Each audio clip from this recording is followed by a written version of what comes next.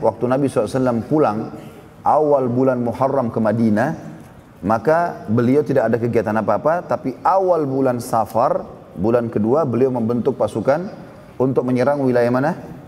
Baik, Nabi SAW membentuk pasukan Usama bin Zaid radhiyallahu anhu untuk ke Balkan, daerah Palestina, dan tujuan utama adalah merebut Baitul Maqdis dari jajahan pada saat itu atau di bawah naungan pasukan Romawi. Karena wilayah Tabuk orang-orang Romawi sudah tidak berani melawan Nabi SAW, maka Nabi membentuk pasukan untuk ke sana. Dan sudah kita jelaskan juga hadis terakhir penyebutan Nabi SAW masalah itu pada saat beberapa sahabat ada yang sempat bukan memprotes tapi mengatakan bagaimana bisa di dalam pasukan ada Abu Bakar, ada Umar, ada Uthman, ada Ali, ada Talha, ada Zubair, ada sahabat-sahabat mulia senior semua. Lalu dipimpin pasukan perang oleh Usama bin Zaid yang umurnya masih 18 tahun pada saat itu. Maka Nabi SAW pun bersabda pada saat itu, telah sampai berita kepadaku begini dan begitu, ketahuilah Usama sama dengan ayahnya Zaid layak untuk memimpin pasukan. Maka pada malam itu tentu pasukan Usama bin Zaid sudah disuruh keluar oleh Nabi SAW. Begitu keluar dari kota Madinah, mereka berkemah di luar kota Madinah. Dan termasuk sunnah Nabi SAW, beliau selalu keluar dari kota Madinah dan belum berapa jauh dari Madinah beliau istirahat dulu. Dan sering kali beliau menjamak sholat di luar Madinah. Maka pasukan Usama pun sampai di situ. Di malam itu, di bulan Safar, pada saat pasukan Usama bin Zaid diutus oleh Nabi SAW keluar dari Madinah, maka Nabi SAW berkata kepada Abu Muwaidah. Abu Muwaidah ini adalah salah satu mantan budak Nabi SAW. Jadi diistilahkan Abu Muwaidah maulan Nabi SAW. Orang ini sering kali menemani Nabi SAW di akhir hidupnya. Dan pada saat itu Nabi SAW sedang berdua dengannya dan dia meriwayatkan hadis radhiyallahu anhu mengatakan bahwasanya Nabi SAW berkata kepadaku di malam itu, aku ingin mengunjungi kuburan Baqi, kuburan para sahabat yang berada dekat masjid Nabi SAW yang sangat masyhur, dan kita dianjurkan untuk menziarahi kuburan Baqi kalau kita sedang ada, karena Nabi SAW merutinkan menziarahi Baqi seringkali dalam satu pekan 2 kali.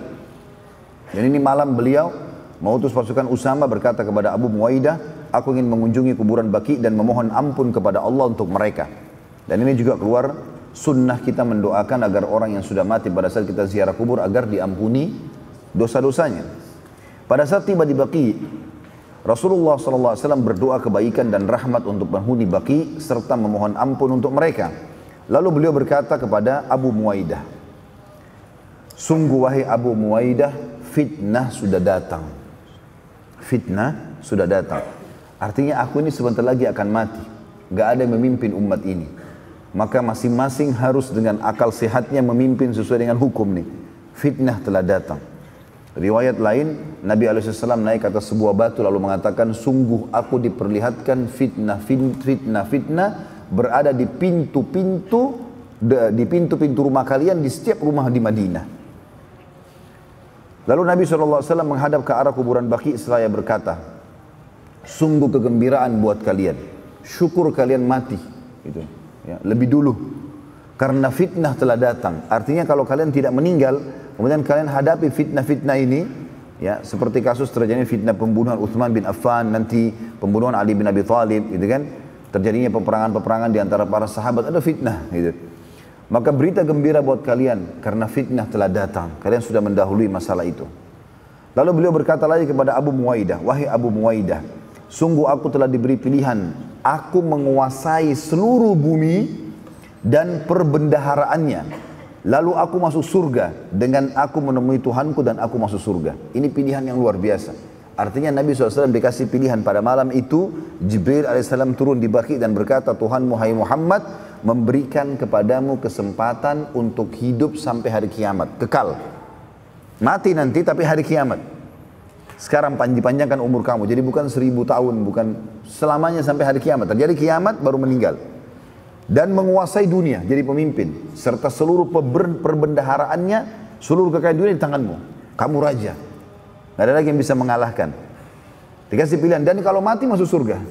Jadi dunia dan akhirat didapatkan. Dan sekarang kamu meninggal, lalu kamu akan bertemu dengan Tuhanmu dan masuk surga. Kata Nabi SAW, sungguh wahai Abu Muwaidah, aku telah diberikan pilihan oleh Tuhanku Allah ya, untuk memimpin bumi ini dan seluruh perbendaharaannya, dan aku nanti masuk surga kalau aku meninggal, dengan aku bertemu dengan Tuhanku, meninggal sekarang dan aku masuk surga. Dan ini pelajaran teman-teman sekalian, bagaimana Nabi SAW tidak menginginkan dunia ini.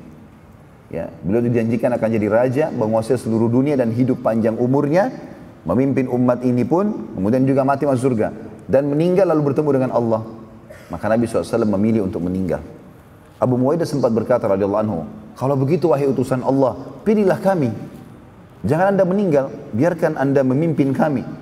Maka Nabi SAW menjawab, tidak wahai Abu Muwaidah, tidak sama sekali. Tetapi aku mendahulukan pertemuan dengan Tuhanku dan surga. Ya. Jadi Nabi SAW mendahulukan akhirat. Ini pelajaran buat kita sebagai seorang muslim. Seorang muslim tidak perlu takut mati. Dia memang malah menunggu kematian. Karena kematian pintu menuju kepada kehidupan abadinya. Jadi jangan terbalik ikhwan dan akhwat sekalian. Rahimani rahimakumullah. Karena kita kebanyakan terbawa dengan arus cinta dunia, ketakutan kalau kita meninggal. Enggak, meninggal itu adalah pintu menuju kepada kehidupan abadi. Mati awal segalanya bagi setiap muslim. Ya, dan dia bukan akhir segalanya. Banyak orang menganggap kalau meninggal berarti akhir segalanya. Tidak, justru awal segalanya. Karena akan abadi. Dan dia akan mendapatkan amal-amal soleh yang sudah pernah dilakukan. Ya, dia juga akan mendapatkan janji-janji Allah dan hidup abadi. Bertemu dengan Nabi SAW, bertemu dengan orang-orang soleh sebelum kita, bertemu dengan para malaikat, ya, melihat Tuhannya, Allah Azza wa Jalla. Dan itu harus melalui proses kematian dulu. Gak mungkin tidak. Kecuali kalau dia orang muslim, orang kafir, musyrik ataupun orang munafik. Termasuk orang fasik, kalau banyak maksiat juga ini bermasalah buat dia, tapi dia masih bisa selamat nanti setelah dibersihkan dosa-dosanya di neraka. Tapi kalau orang musyrik, munafik dan kafir, ini adalah mati akhir segalanya buat dia. Karena tidak ada lagi cara untuk memperbaiki ya kesalahan-kesalahannya kalau dia sudah meninggal. Maka pada saat itu Nabi SAW waktu mengatakan aku memilih Tuhanku dan surga. Setelah itu Nabi SAW balik bersama Abu Muwaidah. Begitu tiba di rumah Nabi SAW, mulailah beliau merasakan sakit kepala. Ya. Dan beliau merasa sakit kepala yang luar biasa pada saat itu. Dan waktu masuk ke dalam rumah, dalam hadis Bukhari Muslim dijelaskan, maka Nabi SAW begitu masuk mengucapkan salam di rumah Aisyah radhiyallahu anha. Aisyah pertama sekali melihat Nabi mengatakan, kepalaku sakit ya Rasulullah. Maka kata Nabi SAW, tidak wahai Aisyah, aku yang sebenarnya sedang sakit kepala. Ya. Maka Aisyah berkata, wahai utusan Allah, apakah anda juga merasakan sakit sebagaimana kami merasakannya? Kata Nabi SAW, iya. Bahkan kami, kalangan para nabi, merasakan 2 kali lipat dari apa yang dirasakan oleh 2 laki-laki di antara kalian. Jadi kalau misalnya demam kita itu 40 derajat itu sudah sangat panas. Maka Nabi SAW 80. Gitu kan? Jadi double dari penyakit itu. Dalam sebuah riwayat Bukhari, pernah ada seorang sahabat datang mengunjungi Nabi SAW di hari sakitnya beliau, lalu memegang dahi Nabi SAW karena panasnya. Maka dia mengatakan, aku tidak mampu untuk memegang dahi Nabi SAW karena panasnya. Lalu aku mengatakan, ya Rasulullah, sungguh anda telah ditimpa demam yang tidak normal, tidak biasanya. Sangat luar biasa, seperti api panasnya. Nah, kata Nabi SAW, benar. Karena kami akan diberikan cobaan 2 kali dari yang diberikan cobaan kepada kalian. Para nabi-nabi maksudnya. Lalu sahabat itu bertanya, ya Rasulullah, bagaimana dengan, apakah itu berarti anda dapat double pahala juga? Kata Nabi SAW, iya. Ya, kami akan mendapatkan itu. Lalu sahabat ini bertanya, ya Rasulullah, lalu siapakah ya orang yang paling berat cobaannya? Kata Nabi SAW, para nabi-nabi. Lalu datang orang-orang beriman yang mendekati iman para nabi, lalu seterusnya seperti itu. Maka cobaan akan datang sesuai dengan kadar keimanan seseorang. Nabi SAW waktu itu meminta agar mengunjungi para istri-istri beliau. Dan pada saat tiba di rumah Maimunah radhiyallahu anha, beliau sudah tidak mampu lagi SAW melanjutkan perjalanan karena sakit kepala dan demam yang sangat panas. Ya. Lalu Nabi SAW meminta agar seluruh istri beliau radhiyallahu anhunna ummahatil mu'minin dikumpulkan. Lalu beliau menyampaikan kalau minta izin agar dirawat di rumah Aisyah radhiyallahu anha. Nah, dan ini juga teman-teman sekalian, khusus bagi orang yang ya, melakukan poligami dalam hidup ini, menjalankan sunnah Nabi SAW, maka mereka harus tahu tentang hak-hak istrinya, termasuk masalah mabit atau menginap. Maka dia memberikan hak itu kepada istrinya. Kalaupun dia mengambil malam itu, maka dia bisa menggantikan dengan malam lain, atau dia bisa pamit baik-baik untuk ya melepaskan hak itu, ya supaya dia tidak dihisap oleh Allah SWT pada hari kiamat. Dan ini menandakan juga pelajaran penting bagaimana Nabi SAW sangat perhatian dengan kewajiban yang Allah Subhanahu Wa Taala telah perintahkan, yaitu berlaku adil di antara para istri beliau. Bukan tentu seperti sebagian orang ya, ada orang merusak citra poligami ini karena mereka begitu menikah dengan wanita yang baru, pernikahan baru mungkin lebih mudah, maka mereka melupakan istri yang sudah tua ya. Dan ini tidak boleh dalam agama Islam. Nabi SAW menunjukkan masa, bahkan Ummu Salamah radhiyallahu anha umurnya tua, tapi Nabi SAW tetap memberikan haknya. Waktu itu Nabi SAW karena demam, sakit kepala, ditopang oleh Fadl bin Abbas bin Abdul Muttalib dan Ali bin Abi Thalib radhiyallahu anhum ajma'in. Ya, Fadl ini anaknya Abbas, sepupu Nabi SAW. Lalu kata Fadl dalam riwayat Bukhari, sungguh kaki Nabi SAW terseret di tanah karena sudah tidak mampu mengangkatnya saat dibawa menuju ke rumah Aisyah radhiyallahu anha. Jadi sangat letih, sangat demam, sakit. Sahabat yang meriwayatkan hadis ini berkata, Nabi SAW ditimpa demam yang sangat berat sampai saat aku meletakkan telapak tanganku pada dahi beliau SAW, aku benar-benar tidak bisa tahan panasnya. Dan Nabi SAW sampai pingsan karena demam itu. Saat Nabi SAW sadar, beliau SAW meminta agar didatangkan 7 kendi air dari sumur. Lalu beliau minta para sahabat mengguyurkan air sumur tersebut ke tubuh beliau SAW agar meringankan demam yang beliau SAW rasakan. Ya, tentu ini ada hadis lain ya, hadis sahih juga yang Nabi SAW mengatakan sungguhnya demam itu dari panasnya atau tiupan panasnya api neraka, maka dinginkanlah dengan air. Nah, kita kadang-kadang kalau demam malah takut kena air. Ya. Padahal sunnah Nabi SAW justru pada saat itu dianjurkan mandi. Ya. Tentu juga dengan air yang hangat, ya, bukan berarti air yang dingin. Maka Nabi SAW waktu itu minta diguyurkan air dan diguyurlah air tersebut. Pada saat mau dituang sudah sampai kurang lebih kendi yang kelima, maka Nabi SAW mengatakan cukuplah, karena beliau sudah tidak tahan lagi, ya, karena panas dan bertemu dengan air tersebut. Nabi SAW terus saja berusaha mengimami sholat sampai tiba hari ke-15 dari bulan Rabiul Awal. Selepas sholat asar pada hari Jumat, beliau SAW naik ke atas mimbar sambil duduk khutbah yang dikenal dengan khutbah kematian. Beliau SAW memuji Allah sebagaimana layak ia dipuji. Lalu beliau SAW membacakan salawat untuk diri beliau alaihissalatu wassalam. Ya. Lalu beliau bersabda, wahai manusia, sungguh aku memuji Allah di hadapan kalian. Ketahuilah bahwa untukku waktuku, bahwa waktuku bersama kalian tinggal beberapa saat lagi. Maka barang siapa yang telah aku sakiti punggungnya, maka ini punggungku pukullah. Siapapun yang sudah aku rusak kehormatannya, maka ini kehormatanku balaslah. Barang siapa yang telah aku ambil hartanya, maka ini hartaku dia boleh ambil semaunya sesuai haknya.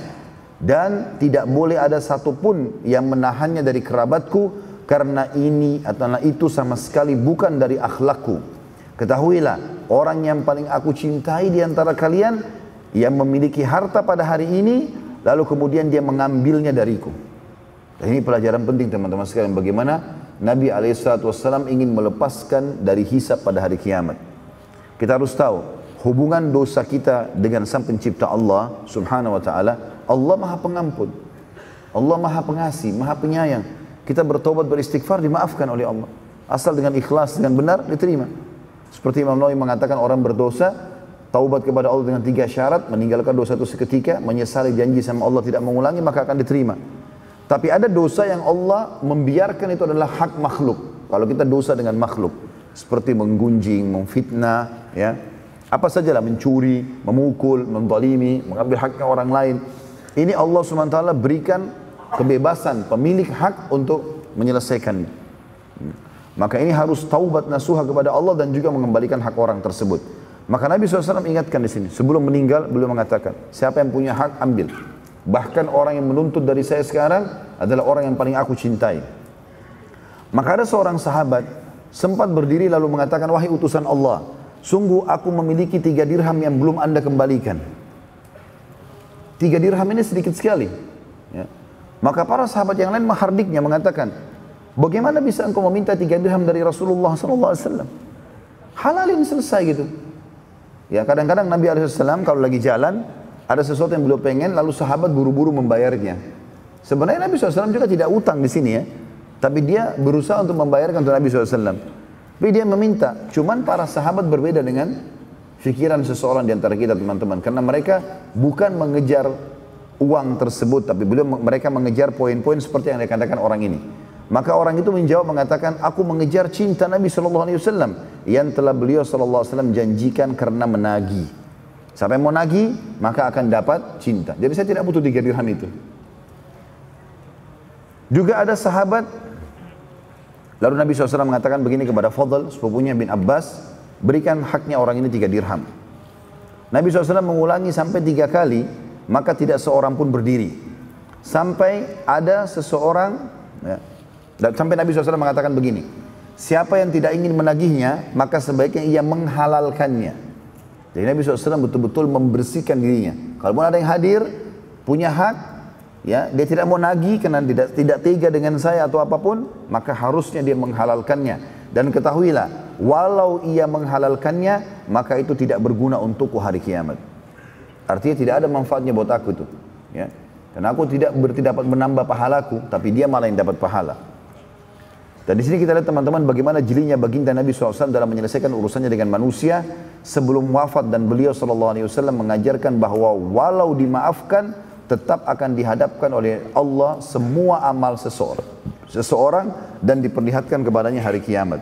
Jadi misalnya antum pernah punya masalah sama seseorang, lalu antum mengatakan maafin saya, dia mengatakan baiklah saya sudah maafkan, ya. Ini, perilaku ini tetap akan kita saksikan pada hari kiamat. Ini, pada saat tanggal ini, di hari ini, di lokasi ini, kamu pernah menggunjing orang ini. Kemudian pada hari ini, pada waktu ini, di tempat ini, kamu minta maaf dan kamu dimaafkan. Jadi bukan berarti dihapus di sini, dimaafkan lalu tidak tertulis di buku amal. Semuanya di buku amal teman-teman, baik dosa yang pernah kita lakukan dan kita bertaubat, atau kita tidak bertaubat darinya. Semuanya akan dilihat. Maksud dalam firman Allah SWT, "Faman ya'mal mithqala dzarratin khairan yara, wa man ya'mal mithqala dzarratin syarran yara." Siapa yang berbuat seperti biji sawi dari kebaikan dia akan lihat, siapa yang berbuat seperti biji sawi dari keburukan dia akan melihat. Artinya, walaupun dia sudah taubat tetap akan dipaparkan untuknya pada hari kiamat. Dan ini juga sebagian ulama mengatakan diambil dari statement Nabi SAW, kalaupun dia sudah maafkan maka tidak berguna bagi aku. Lalu Nabi SAW bersabda, ketahuilah, ada seorang hamba yang telah diberi pilihan oleh Tuhannya untuk memimpin dunia dan seluruh perbendaharaannya, lalu masuk surga dengan bertemu dengan Tuhannya dan masuk surga pula. Maka ia memilih bertemu Tuhannya dan masuk ke dalam surga. Mendengar pernyataan Nabi SAW ini, maka Abu Bakar pun menangis terisak-isak. Lalu berkata, kami menebus anda dengan jiwa, harta dan keluarga kami, wahai utusan Allah. Maka Nabi SAW mengatakan, kebaikan darimu wahai Abu Bakar. Lalu pada saat itu Nabi SAW mewasiatkan wasiat penting di sini, karena dulu masjid Nabi SAW, kalau kita anggap kayak masjid ini misalnya, dulu waktu Nabi SAW masih hidup, ya, di awal-awal hijrah ke Madinah, sampai beliau pada saat menyampaikan di malam sakitnya ini, tembok-tembok masjid dempel dengan rumah-rumah sahabat. Bahkan banyak di antara mereka yang membuat lubang dari tembok masjid untuk bisa connect masuk ke dalam masjid langsung. Ya, sehingga mereka sangat dekat. Mereka tinggal buka pintu langsung masuk masjid dan penuh. Semua masjid itu dikelilingi oleh rumah-rumah sahabat. Maka Nabi SAW mengatakan, tutuplah semua pintu-pintu yang menuju ke masjid. Gak boleh lagi ada. Tembok masjid semua ditutup. Dari rumah-rumah yang menempel dengan masjid kecuali pintu rumahnya Abu Bakar. Semua tidak boleh lagi kecuali rumah Abu Bakar dan rumah Nabi SAW. Karena aku tidak menemukan persahabatan yang paling setia seperti Abu Bakar. Ini dikenal dengan istilah khawkha Abu Bakar, atau kamarnya Abu Bakar. Sampai sekarang ada ya, di sebelah Babus Salam, ya, kalau teman-teman tahu Babus Salam yang ada menara warna hijau di masjid Nabi SAW. Bukan kubah hijau ya, kubah hijau itu beda, itu kuburan Nabi SAW. Tapi Babus Salam lawan arahnya.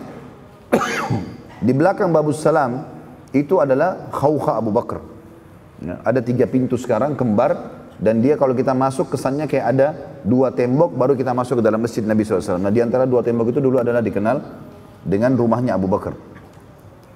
Bila aku diizinkan menjadikan seseorang manusia sebagai kekasih pilihan, maka aku akan menjadikan Abu Bakar. Tetapi ia adalah sahabat dan teman dekatku. Dan ini juga menyebutkan tentang keutamaan Abu Bakar radhiyallahu anhu, di mana Nabi SAW walaupun sudah mau meninggal memastikan kalau ini adalah sahabat pilihanku. Nabi SAW lalu berbicara tentang Usama bin Zaid, seraya mengurangi sabda beliau, telah sampai kepadaku sebagian kalian mencela kedudukan Usama sebagai pemimpin perang yang telah aku pilih, maka ketahuilah bahwa ia layak jadi pemimpin sebagaimana ayahnya menjadi pemimpin atau Zaid bin Haritha.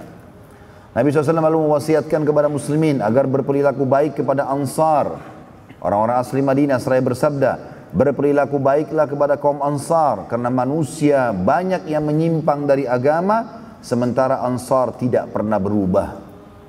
Dan ini teman-teman menandakan bahwasanya orang-orang asli Madinah yang turun-temurun sampai sekarang masih ada di Madinah dari turunan Ansar, mereka adalah orang-orang yang berpegang teguh pada agama Nabi SAW. Dan ini keutamaan beliau. Bahkan ini tidak disebutkan kepada Quraisy, ya, yang Nabi SAW dari situ. Beliau mengatakan berperilaku baiklah dengan Ansar, bersangka baiklah, berteman baiklah, ya, bermuamalah dengan baiklah, karena banyak manusia menyimpang dari agama sementara Ansar tidak akan berubah sampai hari kiamat nanti. Nabi SAW juga mewasiatkan muslimin, tentu Ansar ada dua suku, ya, Aus dan Khazraj. Dan sekarang cukup banyak pecahan suku-suku di Madinah yang dari pecahan induk ini, Aus dan Khazraj, ya. Kami mengenal banyak teman-teman dari Madinah waktu kami masih mahasiswa, memang suku-suku mereka pecahan dari dua suku ini. Dan Masya Allah memang dari akhlaknya, ya, dari pendidikan-pendidikan, jalan pendidikan, muamalahnya itu bagus sekali orang-orang ini. Nabi SAW juga mewasiatkan agar muslimin berperilaku baik dengan para wanita seraya bersabda, aku wasiatkan dengan berbuat baik kepada para wanita, lindungi, didik, ya, kasihani dan maafkan. Itu makna daripada aku wasiatkan. Di sini maksudnya adalah ibu, istri, saudari, anak perempuan. Ini semua punya kedudukan di mata kaum muslimin. Harus dihormati, ya, dididik, dibantu, ya, dipenuhi kebutuhannya. Semuanya masuk dalam makna ini.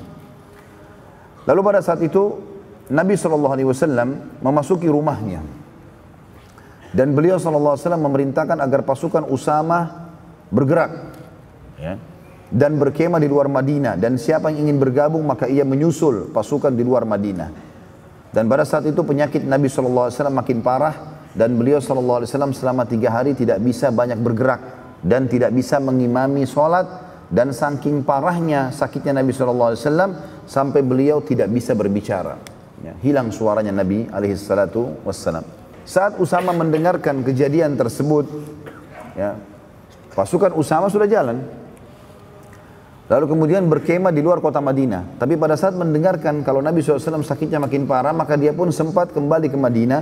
Kemudian masuk ke rumah Nabi SAW dan menunjuk dan melihat ke arah Nabi SAW. Ingin mendengar ada instruksi baru enggak, dilarang pergi berperangkah atau melanjutkan peperangan. Nabi SAW karena tidak bisa ngomong, maka Usama mengatakan, aku melihat Nabi SAW memberikan isyarat kepadaku dengan telunjuk beliau dan memberikan isyarat ke langit. Berarti menandakan perintah yang aku perintahkan kepadamu adalah perintah Allah. Walaupun Nabi tidak bicara, jalan, jangan batalkan itu. Dan juga Usama mengatakan, aku tahu kalau Nabi SAW sedang mendoakanku. Setelah hari ketiga dari sakitnya Nabi SAW, beliau tidak bisa imami sholat, beliau pun sholat di atas ranjangnya. Maka beliau pun bersabda kepada Aisyah radhiyallahu anha yang pada saat itu sedang berdua dengan Nabi SAW. Hanya berdua di dalam kamar. Dan Nabi SAW sudah sangat lemah. Perintahkan agar Abu Bakar mengimami sholat. Maka pada saat itu Aisyah pun khawatir. Bila ia sampaikan sementara keadaan Nabi SAW sangat parah, maka nanti akan ada prasangka-prasangka dari orang-orang kalau ia mengarang-ngarang wasiat tersebut. Apalagi Abu Bakar posisinya adalah ayahnya. Berarti menggantikan posisi Nabi SAW sebagai pemimpin umat, dan ia adalah anaknya Abu Bakar di sini. Aisyah berkata radhiyallahu anha, wahai utusan Allah, sungguh Abu Bakar orang yang lemah secara fisik. Hatinya pun, suaranya pun kecil. Dan dia suka sekali menangis. Hatinya sangat lembut. Maka coba pilihlah orang lain. Namun pada saat itu Nabi SAW pingsan. Ya, belum sempat menjawab, pingsan. Kemudian Nabi SAW bangun, lalu mengingatkan lagi Aisyah yang kedua kali. Apakah sudah kau jalankan titahku, wahai Aisyah? Maka Aisyah mengatakan belum. Kata Nabi SAW, perintahkan agar Abu Bakar mengimami manusia sholat. Rupanya Aisyah mengulangi lagi perkataan yang sama. Ya Rasulullah, Abu Bakar orang yang lemah secara fisik, suaranya pun akhirnya kecil. Artinya nggak semua masjid bisa dengar. Zaman dulu nggak ada pengeras suara. Dan juga hatinya sangat lembut, mudah nangis gitu. Pilihlah orang lain ya Rasulullah. Maka Nabi SAW pingsan yang kedua kalinya. Ya, tidak sempat menjawab di sini. Kemudian Nabi SAW bangun yang ketiga kali, sadar, tanya lagi, Aisyah, sudah jalankan belum? Maka Aisyah mengatakan belum. Kata Nabi SAW, perintahkan Abu Bakar untuk mengimami sholat. Aisyah pun mengulangi yang ketiga kali perkataan yang sama. Maka di sini Nabi SAW sempat marah dan mengatakan, sungguh kalian wahai wanita sama saja dengan penggoda-penggoda Yusuf. Perintahkan agar Abu Bakar mengimami manusia sholat. Artinya jalankan kalau sudah dititahkan, tidak usah punya pilihan lain. Maka pada saat itu pun Aisyah akhirnya ketakutan jangan sampai ya Nabi SAW murka dan ini mengundang murkanya Allah, maka beliau pun akhirnya keluar pada saat itu untuk menemui siapa saja di masjid agar mengimami sholat. Ya. Maka Aisyah radhiyallahu anha setelah mendengar teguran Nabi SAW yang tegas kepada beliau, maka dia pun ketakutan. Dan memang perlu digarisbawahi, ini pelajaran juga. Tentu Aisyah radhiyallahu anha di sini bukan dinilai sebuah perilaku yang buruk, akhirnya langsung divonis orang yang tidak patuh kepada Nabi SAW. Karena kondisi pada saat itu adalah Aisyah bersama dengan Nabi SAW di dalam kamar. Kondisi Nabi SAW lagi sakit parah dan dikhawatirkan nanti masyarakat ada yang atau muslimin berpikir kalau Aisyah mengarang-arang ya wasiat tersebut. Dan beliau juga dengan santun menyampaikan kepada Nabi SAW, ya Rasulullah, Abu Bakar orang yang lemah secara fisik, berarti otomatis suaranya pun kecil, tidak kedengaran, hatinya lembut, suka menangis. Pilihlah orang lain, gitu kan. Walaupun sebenarnya kalau kita kembali kepada hukum agama yang asli, ya yang sebenarnya kalau sudah titah Allah dan Rasulnya tidak boleh dibantah. Mau berat, mau ringan, ya, maka semua diterima. Karena Allah Subhanahu Wa Taala menyebutkan dalam surah Al-Ahzab, surah nomor 33 ayat 36. A'udzu billahi minasyaitonir rajim wa ma kana lil mu'minin wala mu'minatin idza qada Allahu wa rasuluhu amran an yakuna lahumul khiyaratu min amrihim wa may ya'sillaha wa rasulahu faqad dhalla dhalalan mubina. Dan tidaklah patut bagi laki-laki mukmin dan tidak pula bagi perempuan mukminah apabila Allah dan Rasulnya telah menetapkan satu ketetapan, akan ada bagi mereka pilihan yang lain tentang urusan mereka. Dan barang siapa yang mendurhakai Allah dan Rasulnya, maka sungguh dia telah sesat dengan kesesatan yang nyata. Ya. Jadi di sini jelas sekali ayat ini menekankan kalau sudah titah dari Nabi SAW atau ya tentu di awal dari titah Allah SWT dan titah Nabi SAW, maka otomatis seorang mukmin tidak ada pilihan lain. Haram, selesai ditinggalkan. Kalau mau lakukan berarti dia tahu konsekuensi hukumnya. Maka Aisyah radhiyallahu anha karena ketakutan pada saat itu beliau pun akhirnya keluar dari rumah. Dan orang yang pertama ditemui dari pintu rumah Nabi SAW, rumah Aisyah yang dibuka langsung ke masjid adalah sepupu Nabi SAW yang bernama Abdullah bin Zum'ah radhiyallahu anhu. Lalu Aisyah berkata, wahai Abdullah, berdirilah dan perintahkan agar Abu Bakar mengimami manusia sholat. Abdullah waktu itu, dia mencari di masjid tidak menemukan Abu Bakar dan sudah tiba waktu sholat. Maka kebetulan karena Abu Bakar itu berada di luar kota Madinah, ya, atau dalam buku-buku sirah sebagian dikatakan di luar benteng Madinah, karena dulu Madinah memiliki benteng. Keluar dari situ di arah kebun beliau radhiyallahu anhu, maka Abdullah melihat atau mencari siapa kira-kira yang lebih baik setelah Abu Bakar. Maka dia pun menemukan Umar bin Khattab ada di masjid. Maka Abdullah mengatakan, wahai Umar, berdirilah dan imamilah manusia. Di sini juga pelajaran teman-teman sekalian ya. Kalau instruksi terarahkan kepada satu orang dan instruksi ini memang penting sekali, seperti mengimami sholat itu penting sekali, gitu kan? Ternyata tidak ditemukan orangnya, maka semestinya dia harus berusaha dulu, terus saja, karena ini perintah dari Nabi SAW.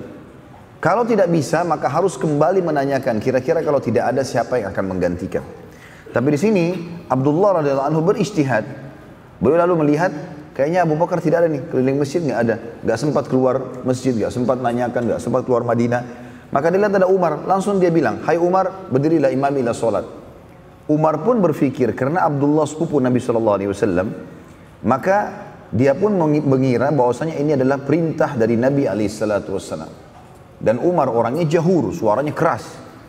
Maka Umar pun waktu iqamah salat mengimami salat, dan Nabi SAW dengar suaranya Umar, bukan suaranya Abu Bakar jadi imam. Maka Nabi SAW pada saat itu mengangkat suara beliau semampu mungkin sambil mengatakan, sungguh Allah dan Rasulnya menolak menjadi imam kecuali Abu Bakar. Ya. Maka Nabi SAW dan Nabi SAW mengulangi ini sampai 3 kali.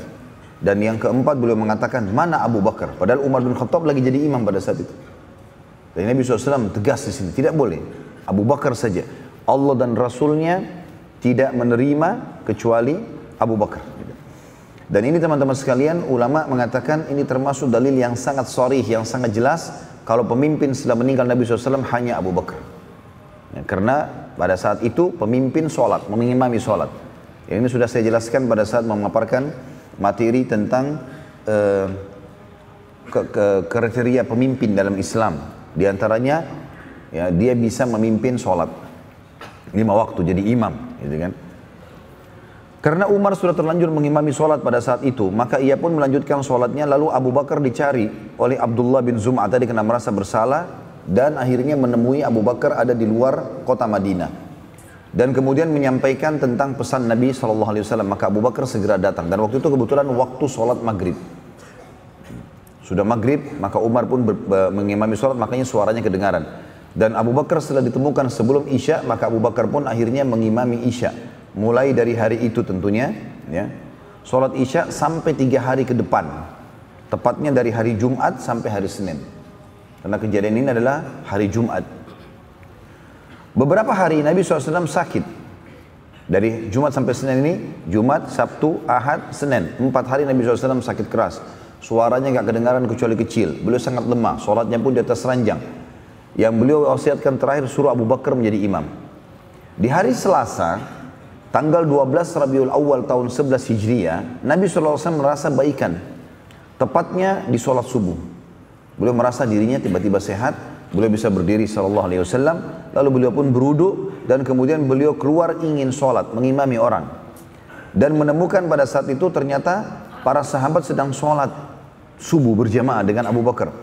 Dan Nabi SAW melihat mereka pada khusyuk semuanya mendengarkan ayat-ayat yang dibaca oleh Abu Bakar. Maka Nabi SAW sangat gembira melihat keadaan mereka. Artinya dengan kondisi seperti ini, walaupun beliau meninggal, beliau tidak akan merasa kehilangan umatnya.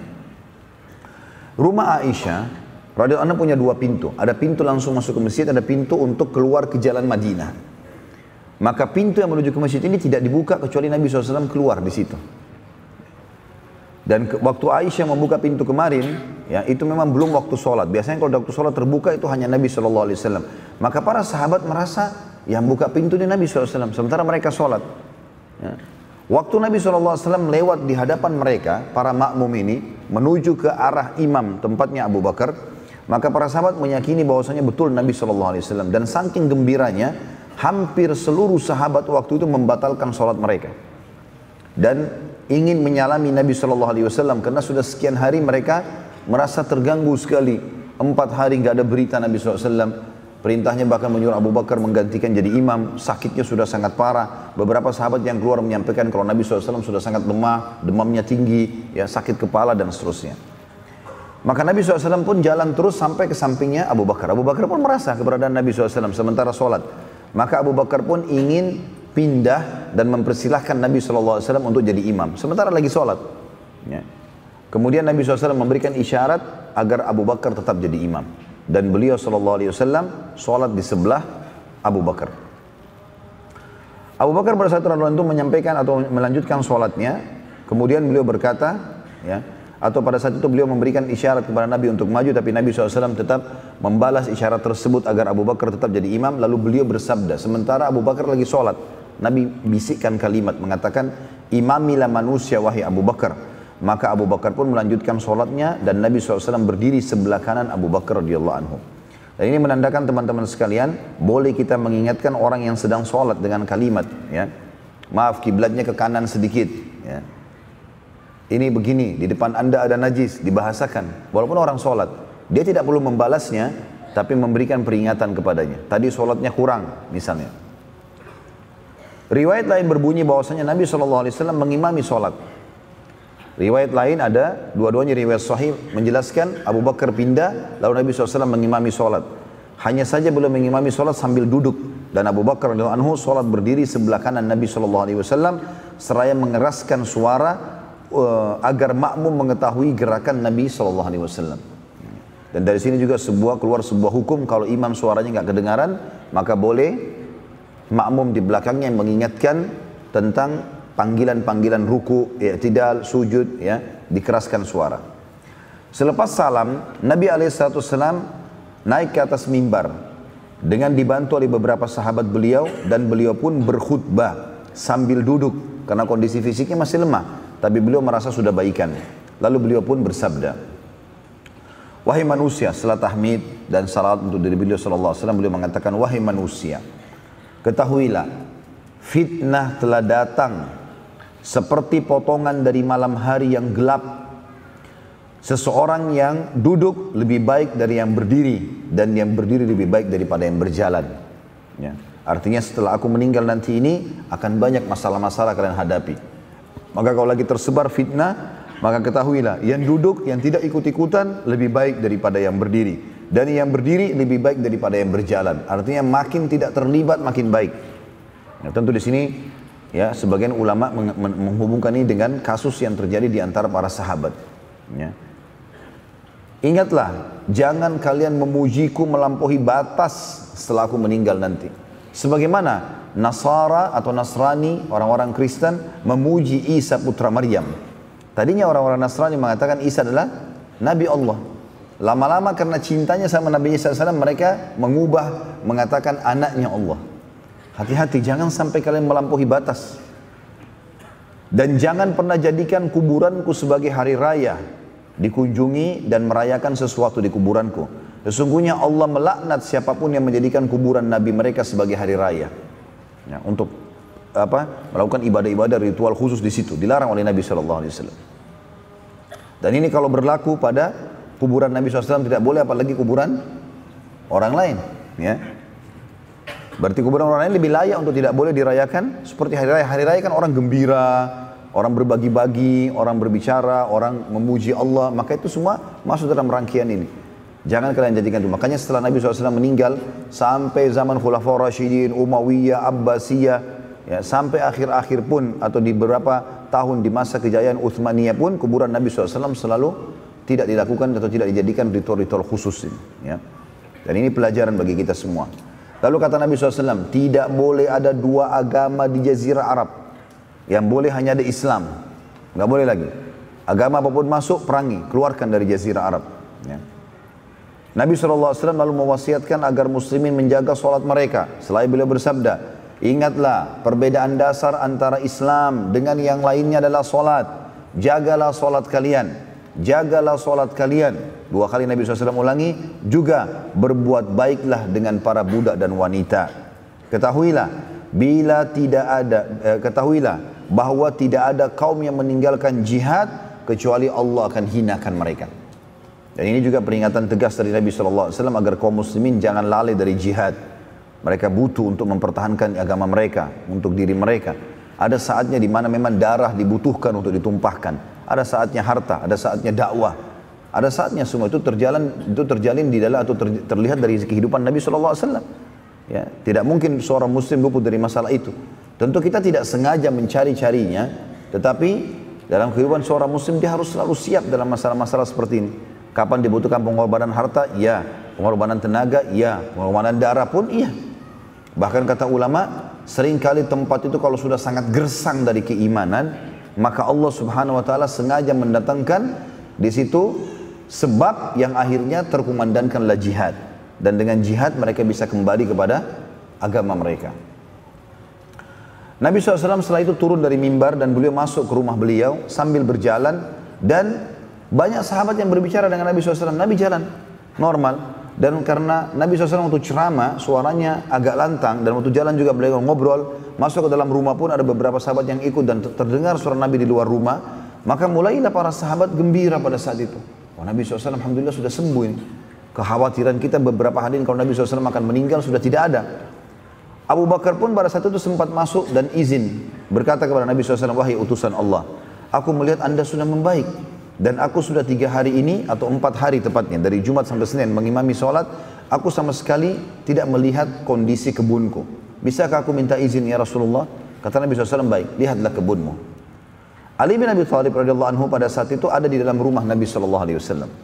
Dan saat itu, ya, pada saat dia keluar dari rumah Nabi SAW, orang-orang pada ngurumuni menanyakan keadaan Nabi SAW. Maka Ali mengatakan, sungguh aku melihat Nabi SAW sudah baik. Alhamdulillah, sehatan. Bisa ngobrol, bisa minum, bisa makan, bisa mengimami sholat. Dengan info tersebut, maka mayoritas sahabat makin gembira. Dan mereka sudah mulai beraktivitas kembali. Tadinya, selama hari Jumat sampai hari Senin, ya sampai Nabi SAW hari Selasa mengimami sholat itu, mereka semuanya berkumpul di masjid. Sampai mereka tidak pulang ke rumah kecuali untuk istirahat malam, lalu mereka kembali lagi menunggu informasi tentang kesehatan Nabi SAW. Waktu orang semua sudah keluar, lalu Abu Ali pun menjawab, memberikan ketenangan bagi orang-orang pada saat itu. Maka Abbas datang, radhiyallahu anhu ajma'in, paman Nabi SAW, lalu berkata, wahai Ali, aku melihat engkau menenangkan orang-orang. Kata Ali, aku hanya menyampaikan apa yang aku lihat. Memang Nabi SAW sehat, gitu kan? Maka Abbas berkata, wahai Ali, masuk dan temuilah Nabi SAW, serta minta wasiat yang baik untuk kita keluarganya. Maksudnya minta agar Nabi tunjuk kita keluarganya menjadi khalifah atau pengganti setelah beliau meninggal. Dan minta supaya jadi pemimpin. Semua itu karena aku, hai Ali, mengetahui wajah kematian di keturunan Abdul Muttalib. Dan aku melihat dari wajah Nabi SAW tanda-tanda kematian itu. Maka Ali radhiyallahu anhu mengatakan, wahai paman, kira-kira bila aku minta atau kita minta khalifah dari Nabi SAW, lalu Nabi SAW keluarkan sebuah statement, kalau kalian tidak boleh menjadi khalifah, maka demi Allah kita akan terharamkan selamanya dari kekhalifahan. Maka lebih baik kita jangan minta, biarkan alami saja. Karena kalau Nabi SAW mengatakan tidak boleh kalian dari keturunanku jadi pemimpin, maka akan jadi masalah buat kita. Maka Abbas pun mengatakan engkau benar. Maka tidak usah kita bicarakan kepada Nabi SAW. Waktu itu, waktu orang semua sudah bubar, ya, pada saat itu, maka Nabi SAW kembali merasakan sakit. Dan pada saat itu sakitnya, seluruh tulang beliau SAW merasa lemah dan beliau pun bersandar di dada Aisyah radhiyallahu anha. Dan semua orang sudah keluar, tinggal Nabi SAW dengan Aisyah di situ. Waktu sementara bersandar di dada di dada Aisyah radhiyallahu anha, maka Abdurrahman bin Abi Bakar, anaknya dari anak Abu Bakar, dan ini adalah saudaranya Aisyah, masuk ke dalam rumah tersebut dan memegang sebuah siwak. Dan mata Nabi SAW terarah ke siwak itu. Maka Aisyah mengatakan dalam hadis Bukhari, apakah anda ingin bersiwak wahai Rasulullah? Maka Nabi SAW memberikan isyarat dengan matanya, ya, dinaikkan turunkan matanya bahwasanya mau. Maka Aisyah pun meminta dari Abdurrahman, lalu Aisyah melunakkan, memotong bagian atasnya lalu melunakkan ujungnya, lalu membosokkan atau menyiwakkan Nabi SAW ya, pada saat itu. Dan ini menandakan teman-teman, sunnah siwak ini menjaga bau mulut adalah hal yang sangat penting. Sampai Nabi SAW menjelang mati pun masih menjaganya. Dan dikatakan dalam riwayat-riwayat yang sahih, beliau tidak pernah masuk rumah kecuali memulai dengan siwak. Beliau bangun tidur memulai dengan siwak. Beliau mau tidur pun menggunakan siwak. Selalu menggunakan siwak. Bahkan kata Nabi SAW, kalau aku tidak menyusahkan umatku, maka aku akan suruh mereka bersiwak setiap kali mau sholat. Riwayat lain setiap kali mau wudu. Maka ini penting. Tentu kalau kita tidak punya kayu siwak, yang dimaksud di sini adalah targetnya membersihkan mulut. Sebagian ulama mengatakan menggunakan sikat gigi. Ya. Jadi ini juga termasuk hal yang mendasar sekali. Bagaimana seseorang di antara kita pada saat ingin bertemu dengan seorang pemimpin, maka dia menjaga bau mulutnya dan penampilan. Tapi bagaimana pada saat dia bangun sholat, kemudian bau mulutnya keluar, para malaikat juga ada. Ya, sebagaimana sabda Nabi SAW, malaikat terganggu dengan apa yang mengganggu manusia. Maksudnya bau-bau yang tidak sedap. Ya, bagaimana dia mengucapkan ayat-ayat Allah, bagaimana dia berdoa dalam kondisi mulutnya bau. Ya. Salah satu bab atau cabang dari muru'ah seseorang muslim menjaga hubungannya yang baik dengan Allah adalah bagaimana dia menjaga bau badannya, penampilannya di hadapan sang pencipta Allah. Allah akan memberikan nilai tersendiri di situ. Makanya Imam Malik rahimahullah, beliau kalau ingin menyampaikan hadis-hadis Nabi SAW, beliau mandi dan menggunakan baju yang baru. Gitu kan? Dan ditanya, kenapa anda lakukan ini? Oleh murid-muridnya beliau mengatakan, karena aku akan menyampaikan pesan-pesan dari Tuhanku yang disampaikan oleh utusannya Muhammad SAW. Begitu juga Abu Hanifah rahimahullah. Setiap sholat malam selalu menggunakan baju yang bersih, wangi. Dan ini perlu kita lakukan teman-teman sekalian. Karena mayoritas di antara kita justru tidak peduli dengan sejadahnya di rumah. Mau sudah koyak, kotor, mukenahnya, kopiahnya, atau apa saja. Ini mesti dijaga. Bagaimana dia menjaga, dan itu ada nilai pahala sendiri di sisi Allah subhanahu wa ta'ala.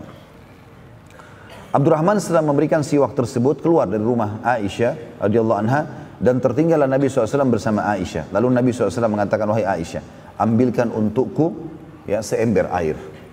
Maka Aisyah pun meletakkan Nabi SAW di atas bantal kepala beliau. Kemudian Aisyah pun pergi lalu mengambil air. Lalu Aisyah radhiyallahu anha membantu Nabi SAW untuk duduk. Lalu Nabi SAW memasukkan kedua telapak tangan beliau ke kotak air atau ember air tersebut sambil mengatakan, Inna lil mauti la sakarat.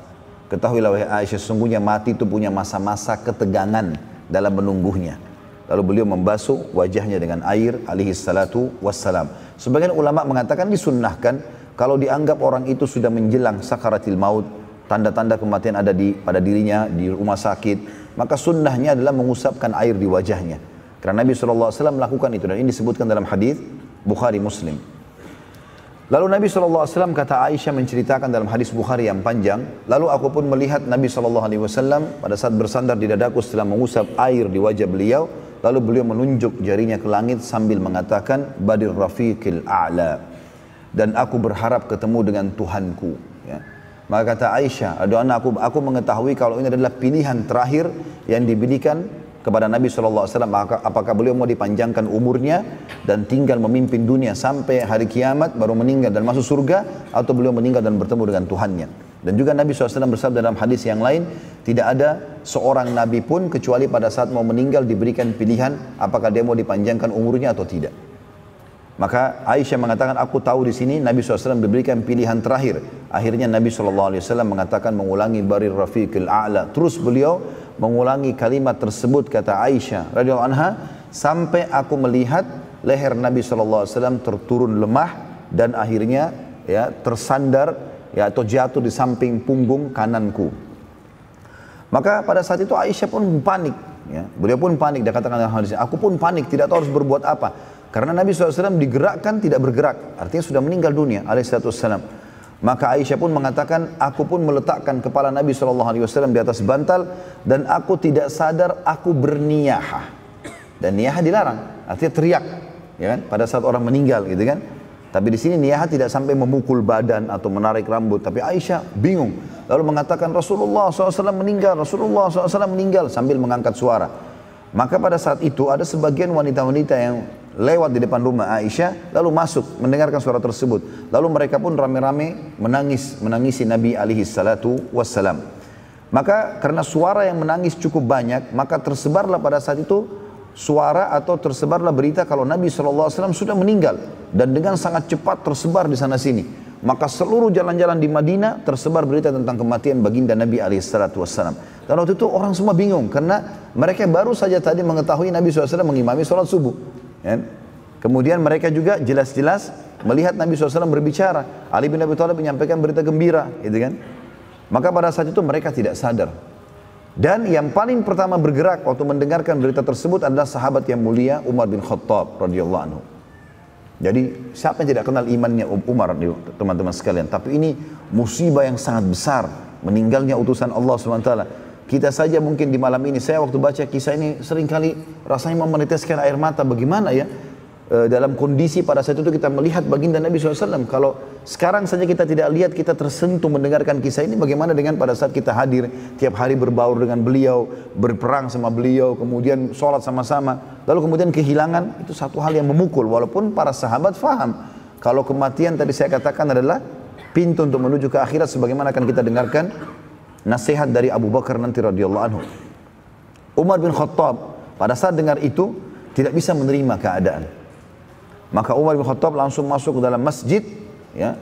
Kemudian beliau naik di atas mimbar Nabi SAW. Dan sementara menuju ke masjid, beliau memanggil-manggil muslimin, berkumpullah, berkumpullah, ya. Maka berkumpul orang-orang di masjid cukup banyak, gitu kan? Karena sudah tersebar berita kematian Nabi SAW. Lalu Umar setelah tahmid dan salawat beliau langsung mengatakan, ketahuilah kalau Nabi Muhammad SAW hanya pingsan sebagaimana pingsannya Musa alaihissalam pada saat melihat Tuhannya, atau dia minta melihat Tuhannya di Bukit Tursina. Dan siapapun yang mengatakan Nabi SAW telah meninggal, aku akan penggal lehernya. Dalam kondisi orang lagi panik, Nabi SAW meninggal, Umar pun mengancam dengan penggal kepala pada saat itu. Jadi orang, waktu itu ada beberapa sahabat yang datang mengelilingi Umar, lalu menyetujui. Semuanya menghunuskan pedangnya, gitu kan? Lalu mendukung Umar bin Khattab. Tidak boleh ada yang mengatakan Nabi SAW meninggal. Terus saja Umar mengumandangkan kalimat tersebut, sampai akhirnya ada seseorang yang datang menemui Abu Bakar. Dan Abu Bakar kebetulan lagi di kebunnya tadi. Dia pamit dengan Nabi SAW. Lalu menyampaikan tentang kejadian tersebut. Maka Abu Bakar datang langsung menuju ke rumah Nabi SAW. Dan pada saat Abu Bakar masuk melihat Nabi SAW tergeletak, kepala beliau di atas bantal, kemudian tergeletak dan matanya tertutup, maka Abu Bakar sudah faham kalau Nabi SAW yang mulia sudah meninggal dunia. Maka Abu Bakar pun mengucapkan kalimat yang luar biasa. Beliau mengecup di antara dua kening Nabi SAW. Kemudian beliau mengatakan, engkau hidup mulia dan meninggal dalam keadaan mulia dan bahagia. Adapun kematian yang telah Allah catatkan, sungguh telah engkau rasakan wahai utusan Allah. Maka ketahuilah, engkau tidak akan pernah merasakan mati lagi setelah hari ini. Lalu Abu Bakar pun menutup wajah Nabi SAW dengan kain, memberikan isyarat kalau ini adalah sudah meninggal dunia. Lalu Abu Bakar keluar ke masjid. Sementara di masjid orang lagi hiruk-pikuk keadaannya. Umar bin Khattab lagi dengan suara kerasnya mengancam, siapa yang berani mengatakan Nabi SAW meninggal, aku penggal lehernya. Kalimat itu terus yang diucapkan. Maka Abu Bakar pun datang lalu mengatakan, tenanglah wahai Umar, ala rizkika ya Umar. Umar gak mau dengar. Umar tidak dengar pada saat itu. Dia sudah tahu Abu Bakar mengucapkan, tapi dia tidak pedulikan lagi. Lalu tetap Umar mengumandangkan kalimat tersebut. 2 kali Abu Bakar ucapkan, tetap saja. Dan waktu itu kebetulan Umar berdiri di dekat mimbar Nabi SAW. Sudah naik di atas mimbar tadi, teriak, kemudian beliau turun di dekat mimbar. Lalu mengumpulkan orang-orang untuk mengucapkan kalimat tadi. Lalu Abu Bakar yang ketiga kali mengucapkan, Umar tidak hiraukan, maka Abu Bakar naik di atas mimbar. Nah, untuk naik di atas mimbar, ya, dan menuju ke mimbar, beliau menepuk pundak Umar lalu mengatakan, ala rizkika hai Umar. Hai ar-rizkika ya Umar. Tenanglah hai Umar. Maka Umar waktu itu balik ke arah Abu Bakar, ternyata Abu Bakar. Dia tadi tidak ngeh masalah itu karena besarnya permasalahan ini gitu. Maka Umar pun duduk untuk mendengarkan apa yang disampaikan oleh Abu Bakar radhiyallahu anhu ajma'in. Maka Abu Bakar pun naik di atas mimbar, kemudian beliau memuji Allah sebagaimana layak dipuji sebagai pencipta dan membacakan salawat kepada Nabi SAW. Lalu beliau mengucapkan kalimat yang mulia, dan ini merupakan prinsip dasar seorang muslim dalam menghadapi kematian. Kata Abu Bakar, ketahuilah, siapa yang menyembah Muhammad, sesungguhnya Muhammad telah wafat. Dan barang siapa yang menyembah Allah, maka Allah zat yang maha hidup dan tidak akan pernah mati. Lalu Abu Bakar membaca surah Al-Imran, surah nomor 3 ayat 144, yang bunyinya, a'udzubillahi minasyaitonir rajim, wa ma Muhammadun illa rasulun qad khalat min qablihi rusul afa imma ta'u qutilan qalabtum ala aqabikum wa may yanqalib ala aqibai falan yadurrallaha syai'a wa sayazzillahu syakirin. Muhammad itu tidak lain hanyalah seorang rasul, sungguh telah berlalu sebelumnya beberapa rasul. Apabila dia wafat atau dibunuh, apakah kalian akan murtad atau meninggalkan agama Allah? Barang siapa yang murtad atau kembali ke belakang meninggalkan Islam, maka ia tidak dapat mendatangkan mudarat kepada Allah sedikit pun. Artinya Allah tidak butuh dengan dia, dan Allah akan memberi balasan kepada orang-orang yang bersyukur. Tentu ayat ini turun pada saat terjadi perang Uhud, ya. Bukan baru turun pada saat itu, turunnya pada saat terjadi perang Uhud. Waktu muslimin terdesak setelah 43 orang pemanah Nabi SAW turun dari bukit pemanah, dan sisa 7 orang lalu dibunuh oleh pasukan Khalid bin Walid, ya. Kemudian mulailah pasukan muslimin kacau balau, banyak yang terbunuh, termasuk Nabi SAW sendiri waktu itu luka parah, pundak beliau dihantam pedang 2 kali oleh musuh Islam, sampai beliau mengatakan aku merasakan sakitnya selama sebulan. Lalu kemudian juga daerah topi beliau, topi besi dipukul dengan pedang sehingga menancap di pipi beliau alaihissalam, giginya sempat pecah dan keningnya pun berdarah alaihissalam. Maka tersebar berita kalau Muhammad telah mati. Nah, pada saat itu turunlah ayat ini, ya, apakah kalau Muhammad meninggal kalian akan murtad? Ya, dan seterusnya. Pada saat Umar bin Khattab mendengar ayat tersebut dibaca oleh Abu Bakar, dia lagi berdiri, kemudian dia pun terduduk sambil mengatakan, apakah ayat ini ada dalam kitabullah? Jadi beliau bingung, apakah ayat ini ada dalam Al-Quran? Lalu ia menghadap kepada manusia, setelah itu menundukkan kepala dan berkata, wahai sekalian manusia, sungguh benar utusan Allah telah meninggal. Lalu Umar berkata, saat ayat tersebut dibaca oleh Abu Bakar, maka seakan-akan aku baru mendengarnya saat itu padahal aku menghafalnya di luar kepalaku. Kejadian kematian Nabi SAW ini teman-teman sekalian, sangat memukul jiwa kaum muslimin pada saat itu. Apalagi dianggap tiba-tiba, gitu kan. Setiap sahabat menangis dan salah seorang di antara mereka sempat berkata, aku mencari tempat berteduh di mana aku bisa menangis dengan suara keras karena kesedihan yang mendalam dengan meninggalnya baginda Nabi SAW. Ali bin Abi Thalib, Zubair bin Awam, Talha bin Ubaidillah radhiyallahu anhu mendatangi rumah Ummul Mukminin Aisyah radhiyallahu anha untuk bertakziah. Pada saat tiba waktu sholat duhur, jadi ini tadi kejadiannya di waktu duha, ya. Subuh Nabi mengimami sholat, masih bertemu dengan para sahabat, pas meninggal menjelang duhur. Maka Nabi pada saat menjelang duhur, Bilal pun akan azan. Namun dia tidak mampu melanjutkan azannya, ya, dan dia terus memaksakan. Ya, kemudian dia berkata, demi Allah setelah selesai azan, aku tidak akan azan lagi setelah meninggalnya Nabi SAW. Manusia tidak tahu harus berbuat apa setelah meninggalnya Nabi SAW pada saat itu. Orang bingung, apa yang harus dilakukan nih? Siapa yang harus memimpin sekarang? Apa yang harus dilakukan oleh muslimin? Bagaimana dengan nasib pasukan Usama bin Zaid? Maka yang pertama berkumpul memikirkan jalan keluar waktu itu, waktu jenazah Nabi SAW baru akan diurus, adalah kaum Ansar.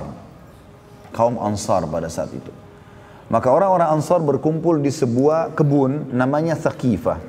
Kebetulan kebun itu punyanya ya suku Sa'ad. Jadi dikenal dengan Thaqifah Bani Sa'ad. Ya tentu tempat ini kalau saya tidak salah sampai hari ini masih ada, ya. Jadi ada di belakang perpustakaan Raja Abdul Aziz, itu ada sebuah kebun yang dipagari dan masih rimbun, itu yang dikenal dengan tempatnya Bani Thaqifah berkumpul, atau tempatnya berkumpulnya orang-orang pada saat itu. Maka ada dua orang Ansar pada saat mengetahui seluruh orang-orang Ansar sedang berkumpul untuk memilih pemimpin setelah meninggalnya Nabi SAW, karena tidak mungkin Madinah tanpa pemimpin. Maka ada dua orang dari Ansar yang mulia, sahabat mulia bernama Uwain ibn Sa'idah dan yang kedua Ma'an ibn Adi. Ya. Uwain bin Sa'idah dan Ma'an ibn Adi ini adalah orang-orang yang punya kedudukan sangat tinggi di sisi ya muslimin. Kalau kita mau tahu kedudukan dua sahabat ini, kalau Uwain ibn Sa'idah, dialah yang dipuji oleh Allah Subhanahu wa taala dalam surah At-Taubah surah nomor 9 ayat 108 yang berbunyi, a'udzubillahi minasyaitonirrajim, la takum fihi abada, la masjidun ussisa 'ala taqwa min awwal yawmin haqqu an taquma fi rijalun yuhibbuna an yatahharu wallahu yuhibbul mutahhirin. Janganlah kamu salat hai Muhammad dalam masjid itu selama-lamanya, maksudnya Masjid Dirar yang dibangun oleh orang-orang munafik. Sesungguhnya masjid yang didirikan di atas ketakwaan, maksudnya Masjid Quba. Sejak hari pertama adalah lebih patut kamu sholat di dalamnya, dan di dalamnya atau di sekitarnya terdapat orang-orang yang suka membersihkan diri, suka bersuci. Dan ini ayat ini turun kepada sahabat yang mulia ini. Ya. Dan sungguhnya Allah menyukai orang-orang yang bersih, karena Uwain bin Sa'idah radhiyallahu anhu, beliau kalau bersuci, beliau menggabungkan antara istinja sama istijmar. Selain menggunakan air, beliau juga menggunakan batu. Sementara Ma'ad bin Adi radhiyallahu anhu, sahabat Nabi yang kedua tadi, saat orang-orang berkata, kami berharap meninggal sebelum mewahyi utusan Allah. Jadi ada sahabat-sahabat di akhir-akhir hidup Nabi SAW, mereka sempat berkata, ya Rasulullah, kami berharap meninggal sebelum anda supaya kami tidak melihat anda meninggal. Maka kata Ma'ad bin Adi, tidak. Kalau aku justru memohon kepada Allah agar aku wafat setelah meninggalnya Nabi SAW, dengan tujuan agar aku bisa membenarkan beliau pada saat beliau hidup dan juga pada saat beliau sudah meninggal. Jadi dua sahabat ini mulia. Nah, dua sahabat ini dari Ansar tahu kalau sukunya lagi berkumpul untuk memilih khalifah, maka keduanya segera keluar mencari para muhajirin. Karena ini tidak boleh diputuskan sepihak. Maka Umar bin Khattab, Abu Ubaidah dan Abu Bakar radhiyallahu anhum majma'in mendengar kejadian tersebut kalau orang-orang Ansar sedang kumpul. Maka ketiganya pun jalan, ya, kemudian meninggalkan masjid Nabi SAW. Tadinya mereka mau terlibat dalam pengurusan jenazah, gitu kan? Dan ini perlu digarisbawahi pada saat itu, nanti kan kita ceritakan kalau yang mengurus jenazah Nabi SAW adalah para keluarganya, terutama Ali bin Abi Thalib terlibat dalam masalah ini radhiyallahu ajma'in. Maka pergilah Abu Bakar, Abu Ubaidah dan Abu Bakar radhiyallahu ajma'in, kemudian pergi ke sana menyusul. Di tengah jalan Mereka bertemu dengan Uwain dan Ma'an, dua sahabat dari Ansar. Lalu keduanya mengatakan, kalian kaum muhajirin, pendamping Nabi SAW, maka ambillah keputusan dan tidak usah mempedulikan keputusan Ansar. Ya. Dan ini pelajaran penting teman-teman, bagaimana iman kalau sudah membara dalam hati seorang muslim, dia tidak mempedulikan lagi masalah sukunya, ya masalah keluarganya, yang dia pikirkan adalah maslahat agama Islam. Bagaimana Islam bisa dipertahankan. Padahal dia bisa saja biarkan sukunya menjadi pemimpin, tapi ini enggak. Lalu kemudian Abu Bakar pun berkata, ya tidak, demi Allah, tapi kita akan berkumpul dengan saudara-saudara kita dari Ansar agar tidak terjadi perpecahan di tengah umat. Maka mereka pun bersama-sama menuju ke Bani Thaqifah, atau tadi ya menuju ke perkebunan Thaqifah Bani Sa'ad, maaf, di perkebunan suku Sa'ad. Pada saat berkumpul Muhajirin dan Ansar, dan Muhajirin cuma ada 3 orang pada saat itu, sisanya orang-orang Ansar. Maka Sa'ad bin Ubadah radhiyallahu anhu, pemimpin orang Ansar, berkata, berdiri lalu memuji Allah Subhanahu wa taala dan membaca salawat pada Nabi sallallahu alaihi wasallam. Lalu dia berkata, wahai sekalian Ansar, kalian termasuk orang-orang yang awal menganut agama ini serta memiliki kedudukan dalam Islam yang tidak didapatkan oleh suku lain dari bangsa Arab. Sesungguhnya Muhammad sallallahu alaihi wasallam telah menghabiskan beberapa tahun di kaumnya untuk mendakwai mereka di Mekah agar menyembah Ar-Rahman, Zat yang Maha Penyayang, Allah, dan meninggalkan menyembah berhala, sementara tidak beriman dari kaumnya kecuali sedikit saja, dan mereka tidak mampu menolong Nabi SAW serta memenangkan agamanya. Juga mereka tidak mampu menolak keburukan yang terarahkan kepada mereka sampai Allah menghadirkan kalian dan memberikan kesempatan mulia dan melimpahkan nikmat, ya, dengan mengaruniakan kepada kalian beriman kepada Allah, kepada Rasulnya, serta menolongnya, ya, menolong Nabi SAW. Juga para sahabat-sahabatnya hijrah dari Mekah, serta mempertahankan agamanya, juga berjihad melawan musuh-musuhnya, musuh Nabi SAW. Dan kalian sangat tegas dalam memperjuangkan agama Islam, sampai seluruh jazirah Arab menganut agama Islam. Akhirnya Allah memuliakan agama dan membinasakan musuh-musuh dan membuat kalian berkuasa terhadap bangsa Arab, serta Allah mematikan utusannya, ya maksudnya Nabi SAW, sementara ia Allah dan utusannya ridho pada kalian. Oleh karena itu, kalian adalah orang yang berhak atas keputusan kepemimpinan setelah meninggalnya Nabi SAW, maka putuskanlah. Mendengar statement Sa'ad bin Ubadah radhiyallahu anhu, Umar bin Khattab berkata, aku sudah menyusun jawaban dengan susunan kata-kata untuk menjawab perkataan atau pernyataan Sa'ad. Pada saat Sa'ad selesai, Umar bin Khattab ingin berdiri. Maka Abu Bakar pun menahan tangannya seraya berkata, tenanglah wahai Umar.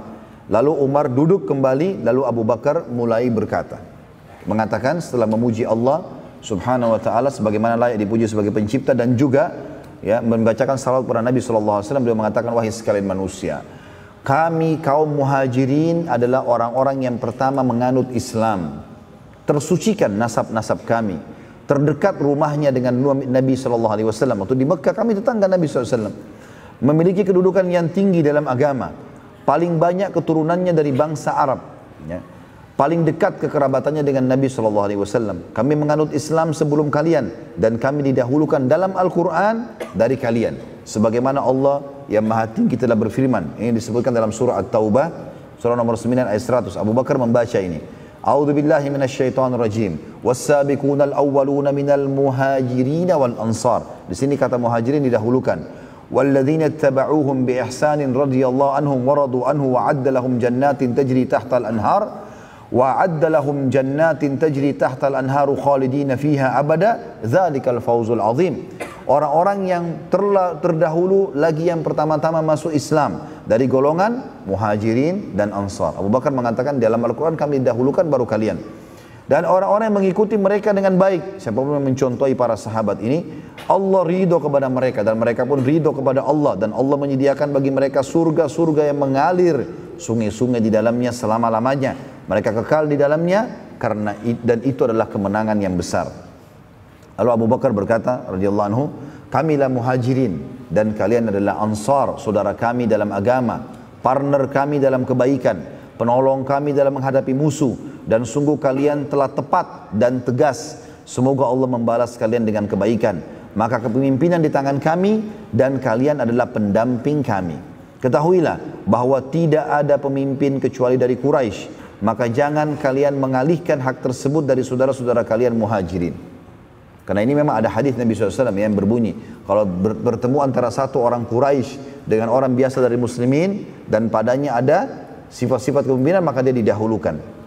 Umar bin Khattab berkata, demi Allah, tidak ada satupun kalimat yang diucapkan Abu Bakar tadi kecuali aku sudah niat untuk mengucapkannya. Aku sudah menyusun kata-kata yang sama sebenarnya.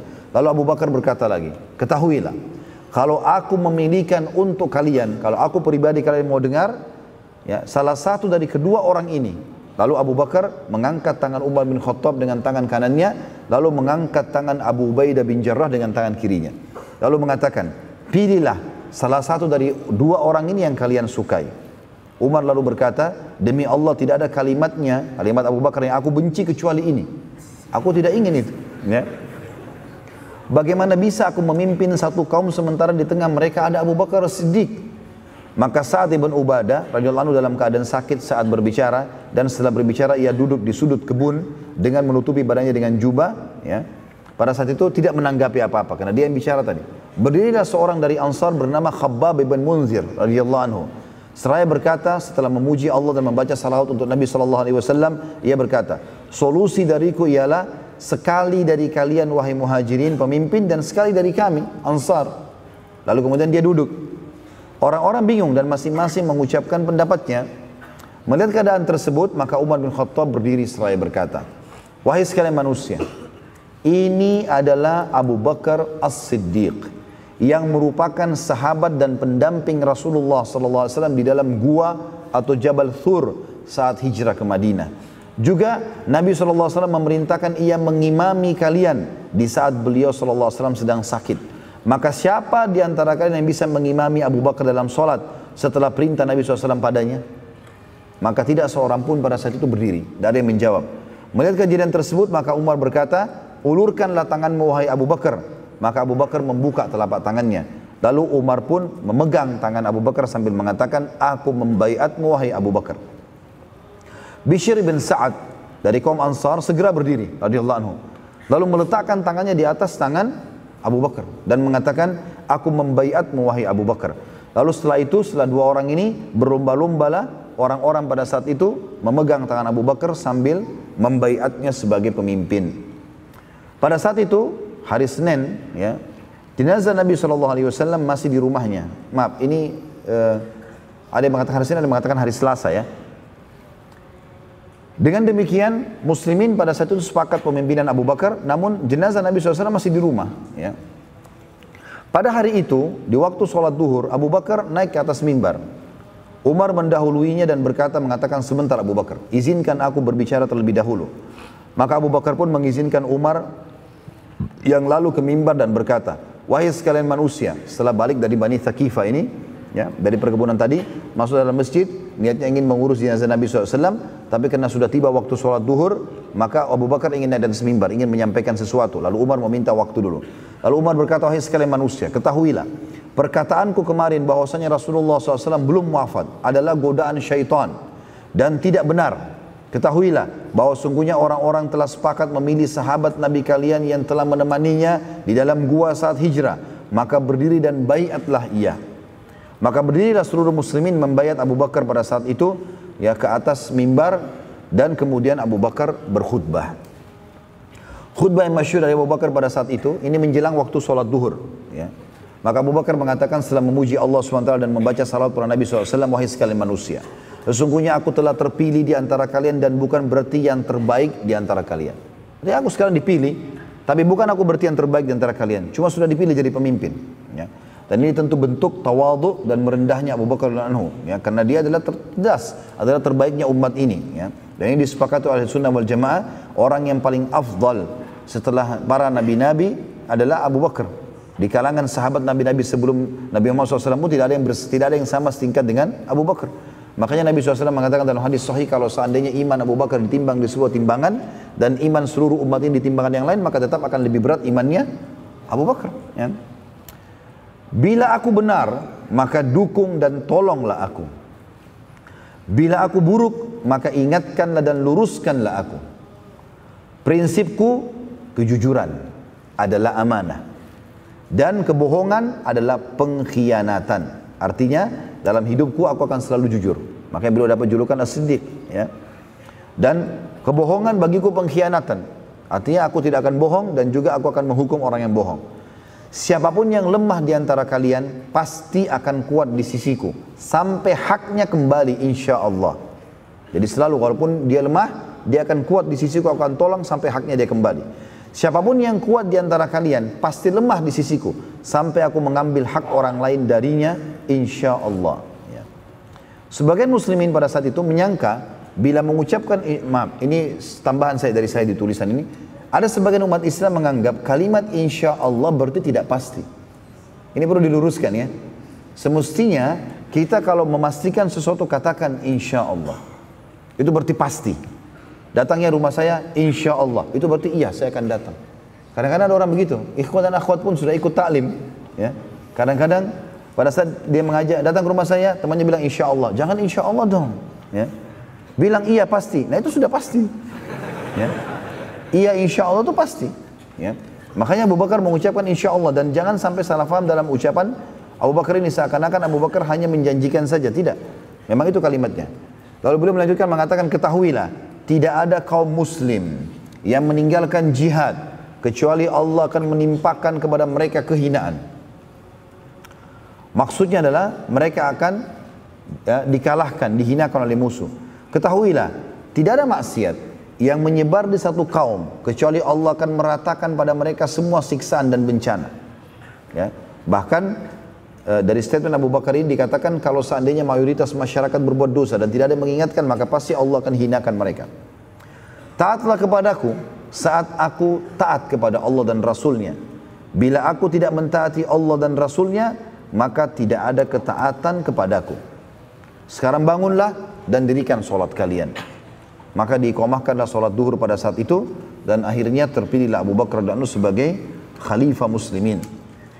Kejadian ini tentu terjadi pada saat hari Selasa, tepatnya tanggal 13 Rabiul Awal tahun 11 Hijriah.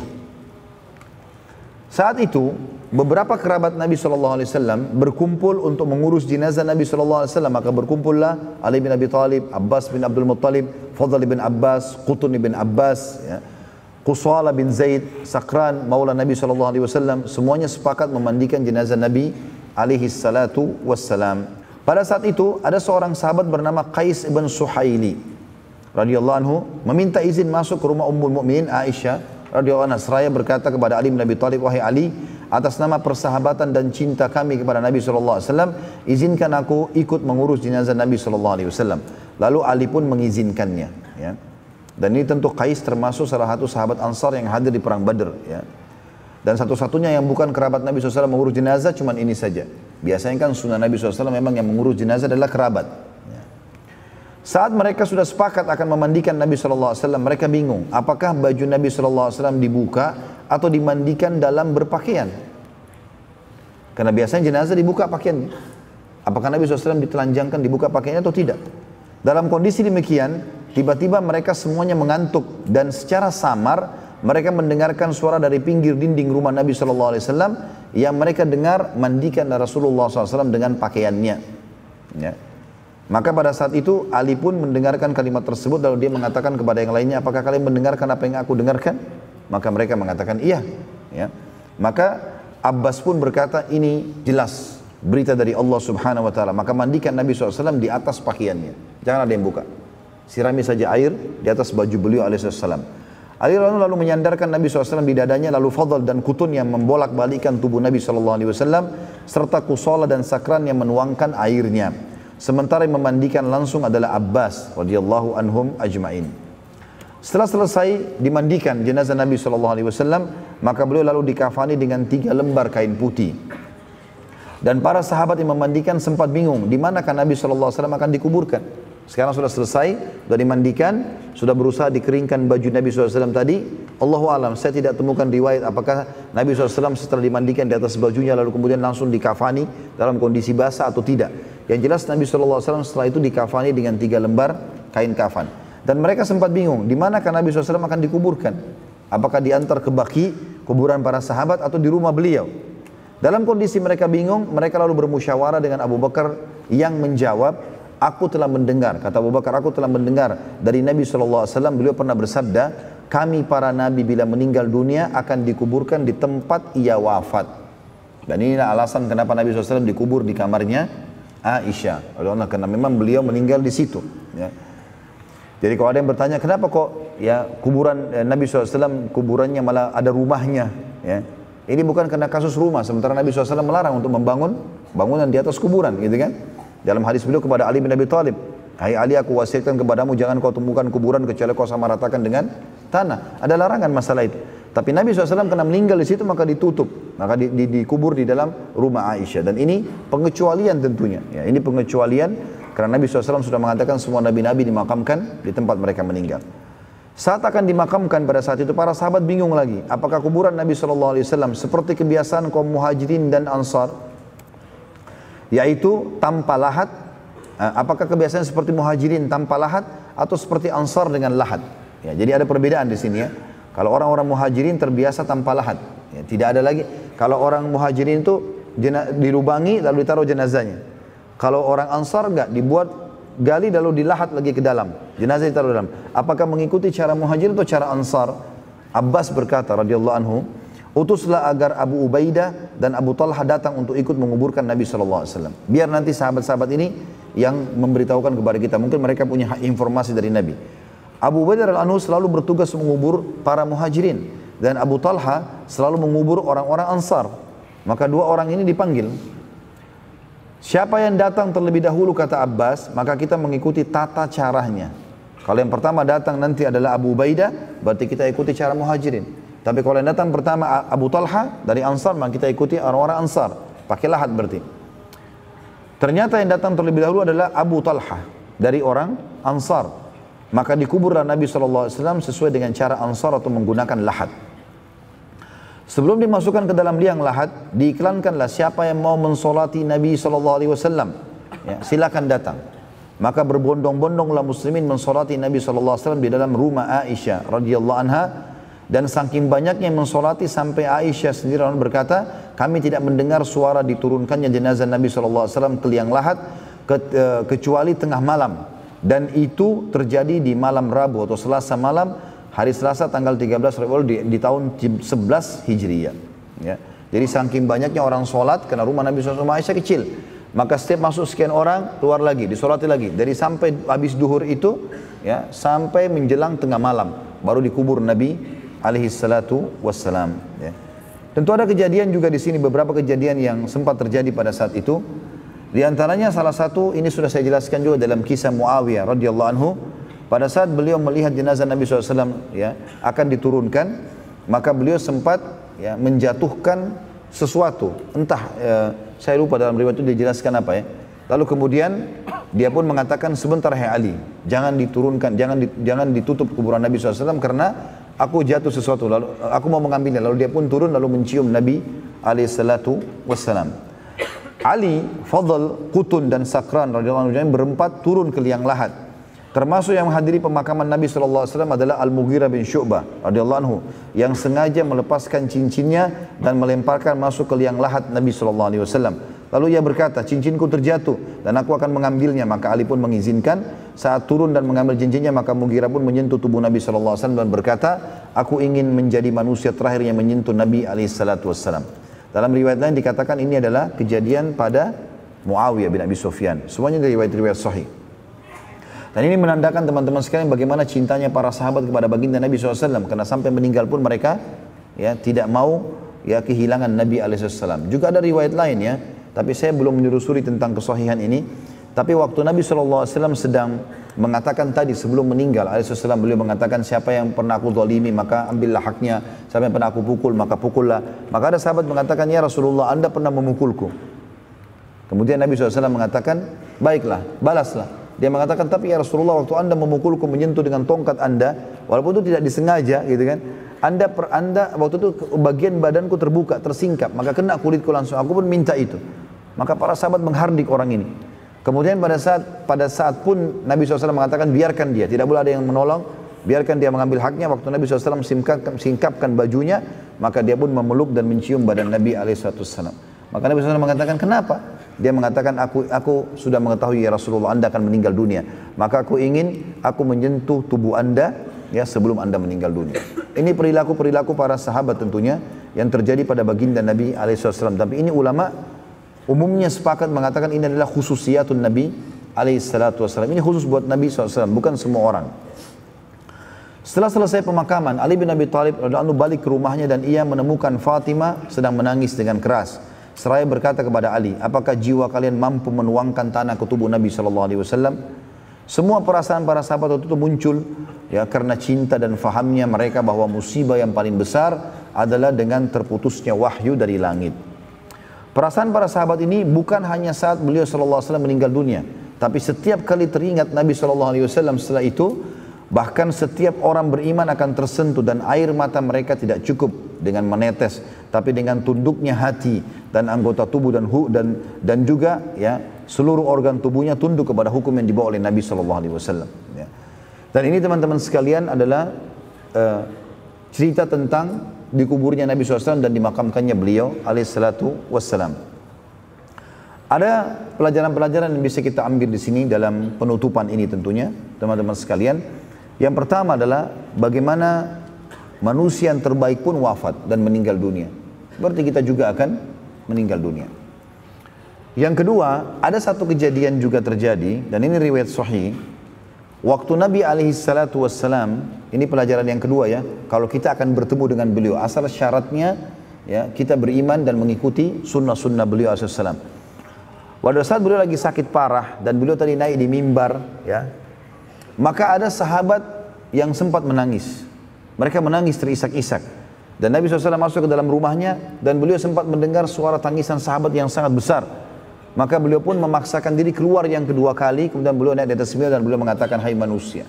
Setelah memuji Allah dan salawat pada diri beliau SAW, beliau mengatakan, hai manusia, janganlah kalian bersedih karena pertemuan kita yang sebenarnya di Haud, di kualaku nanti, ya, kuala Nabi SAW yang ada di mahsyar nanti. Semua orang di antara kita insya Allah yang mengikuti sunnah Nabi SAW, setelah timbangan amalnya lolos, maka dia akan minum dari haud. Yang kata Nabi SAW, haudku jaraknya adalah 1 bulan. Jadi lebarnya 1 bulan, panjangnya 1 bulan, gitu kan? Dalam riwayatnya dikatakan seperti antara San'a dan Ailah, ya, 2 kota yang sangat jauh jaraknya, lebih dari 1000 km. Maka itulah hak haud Nabi SAW. Dan beliau mengatakan juga sesungguhnya gelas-gelas minumnya atau canteng-cantengnya itu sejumlah bintang di langit. Siapa yang minum seteguk maka tidak akan haus selamanya. Kata Nabi SAW, hai sayang manusia, jangan kalian bersedih karena perjanjian kita sebenarnya di haud. Ini aku meninggal duluan, kalian juga akan menyusul. Yang penting istiqomah. Ada satu poin penting di sini teman-teman sekalian. Kalau ada di antara kita insya Allah yang sudah ada di majelis taklim, sudah mulai menerapkan sunnah-sunnah Nabi SAW, maka tahap yang paling penting setelah itu adalah istiqomah. Itu yang paling penting. Ya, bagaimana kita bisa mempertahankan ini sampai mati? Kalau syaitan datang bisikkan, apakah memang sudah ini yang benar? Apakah sudah ini? Apakah memang harus begini? Atau mungkin masih bisa berbuat dosa nanti bertobat lagi? Ini semua waswas syaitan. Karena sudah ada sunnatullah. Bagaimana para sahabat akhirnya mengikuti sunnah Nabi SAW dan mereka akhirnya menyusul Nabi SAW. Dan wasiat tadi jelas. Nabi SAW mengatakan kalimat tersebut. Kalau sesungguhnya ya perjanjian kita sebenarnya adalah di haud. Pelajaran yang ketiga. Ya, bagaimana agama Islam telah sempurna dengan meninggalnya Nabi SAW. Dengan meninggalnya Nabi SAW dan menandakan berarti umat Islam tidak perlu lagi menambah-nambah. Ingat wasiat Nabi di Haji Wada, ya, siapa yang hidup di antara kalian nanti akan melihat banyak perselisihan, maka aku mewasiatkan kepada kalian berpegang teguhlah pada hal atau 2 hal yang tidak akan membuat kalian akan sesat dari perselisihan itu, yaitu kitabullah dan sunnati. Maka harusnya kita melakukan ini. Jaga kemurnian ajaran Al-Quran, kemudian ajaran Nabi SAW.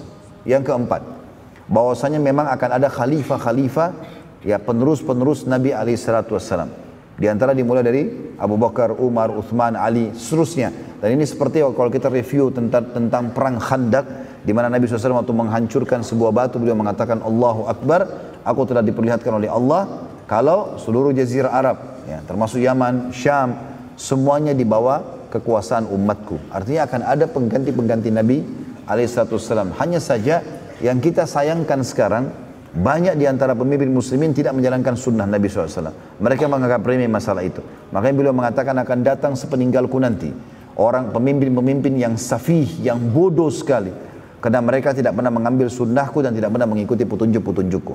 Sejarah sudah mencatat bahwasanya Khulafaur Rasyidin menerapkan sunnah Nabi SAW. Umayyah, Abbasiyah, terus saja mereka menjalankan sampai ke Uthmaniyah. Di masa-masa kejayaan mereka, mereka coba menerapkan Al-Quran dan Sunnah, dan akhirnya, atau Islam, akhirnya Allah SWT berikan kejayaan. Dan kapan mereka meninggalkan itu, maka terpuruklah kaum muslimin. Ya. Jadi ini kembali kepada ajaran Nabi SAW. Kemudian yang terakhir, teman-teman sekalian, janji Allah benar dan pasti akan terjadi. Termasuk masalah lahirnya kita, meninggalnya kita, semua takdir Allah SWT harus diyakini tentang kebenarannya. Termasuk dengan adanya kehidupan di muka bumi ini, kita bisa melihat satu sama yang lain, kita bisa menghirup udara, kita bisa merasakan makanan dan minuman, dan di satu sisi kita juga bisa merasakan kesusahan dari sakit, dari gangguan orang dan seterusnya. Ini semua adalah sunnatullah yang menandakan memang ada kehidupan lagi di sana, di akhirat, yang juga akan menjadi kenikmatan abadi bagi orang beriman dan akan siksaan yang abadi bagi orang-orang yang kafir. Maka peganglah firman Allah SWT, wala tamutunna illa wa antum muslimun. Jangan meninggal kecuali dalam keadaan Islam. Ya.